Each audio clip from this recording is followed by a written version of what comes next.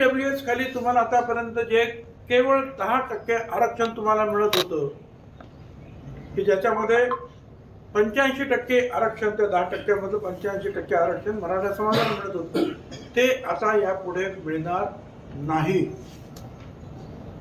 Open मध्ये जे उरलेले 40% होते त्याच्यामध्ये तुम्हाला परत आरक्षण मिळत होतं, ते सुद्धा तुम्हाला आता मिळणार नाही.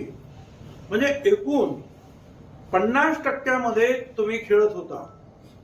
10% EWS आणि उरलेले 40%, या 50% मध्ये तुम्हाला संधी होती. ती संधी गमावून तुम्ही, आणि तिथे दुसरं कोणच नाहीये त्या 50% मध्ये, शेड्यूल कास्ट नाही, शेड्यूल ट्राईब नाही, ओबीसी नाही, जवळजवळ 74% समाज हा तिथे नाहीच. त्या 50% मध्ये फक्त मोठा मराठा समाज, 2-3% असलेला ब्राह्मण समाज आणि लहान लहान समाज, एखादा जैन वगैरे असे काय असेल तर, हे सगळ्यांवर आता पाणी सोडावं लागेल.